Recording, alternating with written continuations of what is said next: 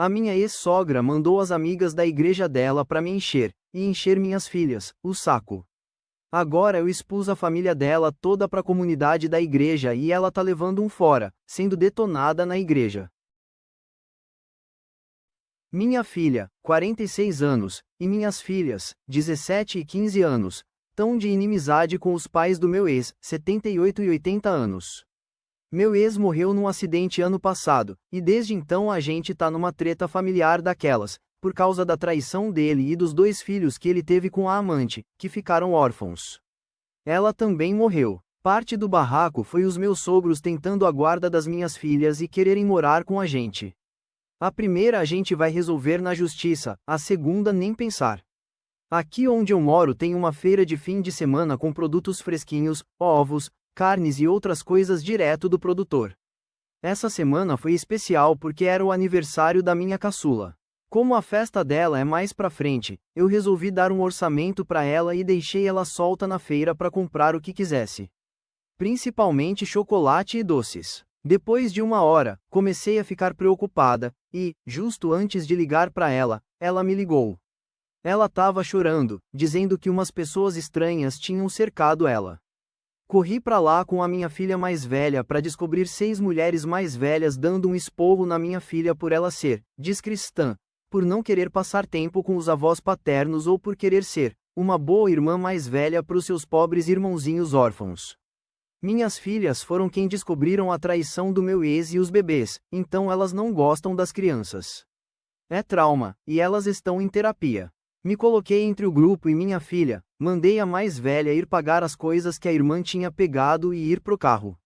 Aí me virei pras mulheres, algumas que eu conhecia da época em que a gente ia pra igreja dos meus sogros, e as coloquei no seu devido lugar. Elas disseram que eu era pior por não obedecer meus sogros, como uma boa esposa cristã. Que nojo! A gritaria ficou tão alta que a gente foi expulsa da feira. Encontrei minhas filhas no carro, as mulheres me seguindo feito abutres. Consegui entrar no carro e fui embora. Depois que minhas filhas dormiram, entrei na internet para conversar com um membro da igreja com quem tenho boa relação. Contei o que aconteceu e, depois de se desculpar, ele me contou o que estava rolando. Minha sogra postou um textão no grupo do Facebook da igreja falando do quão horríveis eu e minhas filhas somos, de como a gente tá deixando elas na rua e sem dinheiro. Elas herdaram a conta bancária pessoal do meu ex e o seguro de vida dele, e de como minhas filhas nem falam com elas. Ela também nos acusou de sermos as responsáveis por ela ter perdido os netos.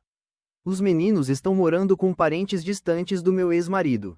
Basicamente, foi uma história digna de filme da Hallmark. E, claro, elas estavam recebendo todo o amor e apoio dos membros mais extremistas da igreja. Essa igreja e seus membros são um pouco chatos, principalmente com temas LGBTQ+, mas eles têm um pequeno ponto positivo. Eles são incrivelmente rígidos em relação à traição. É um grande não, seja do marido ou da esposa igualmente. Agora, como ela conseguiu me culpar pelos filhos do caso sem expor a traição? Ela disse que a outra mulher era nossa barriga de aluguel, já que eu não conseguia ter mais filhos. Depois disse que eu não queria os bebês porque eram meninos. Que coisa mais nojenta de ser acusada. Bem, eu resolvi que era hora de limpar essa sujeira e, como eu estava em meio ao divórcio quando meu ex morreu, eu tinha todas as provas necessárias. E como o divórcio não foi finalizado, não tenho nenhuma implicação legal por divulgar todas as provas. Eu estava de folga no dia seguinte e fui numa gráfica para tirar cópias de todas as fotos maravilhosas do meu ex traindo, das conversas dele com a amante, das conversas dele com os pais confessando a traição e recebendo apoio deles, dos meus sogros me assediando por causa do divórcio, e o meu golpe final. Todos os e-mails e mensagens de texto deles intimidando minhas filhas por causa dos irmãozinhos delas. Em uma delas, eles chamam minhas filhas de bastardas, e dizem que foi culpa delas o pai ter morrido, já que elas me contaram sobre o caso e eu comecei o divórcio.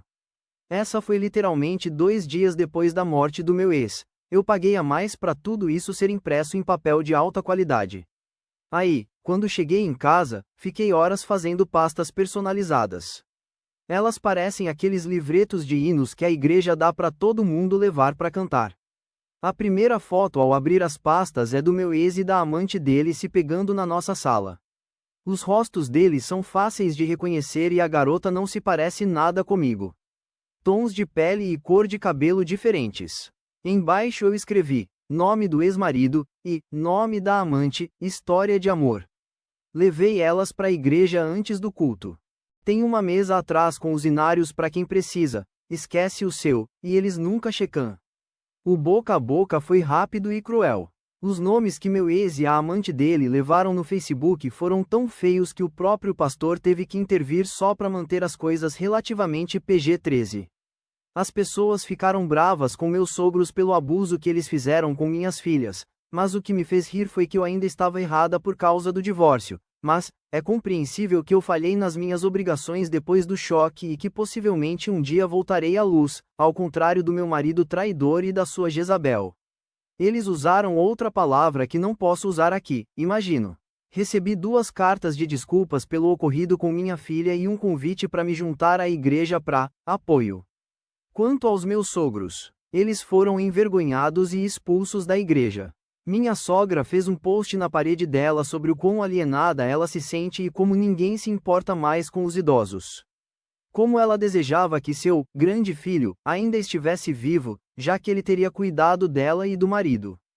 Com que dinheiro, eu não sei, já que eu era quem sustentava a casa. Sobre o testamento, meu ex-marido tinha um testamento que nomeava os pais dele como beneficiários.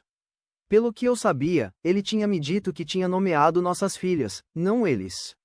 Nunca exigi que eu fosse a beneficiária, pois meu próprio testamento tem minhas filhas como beneficiárias, não ele.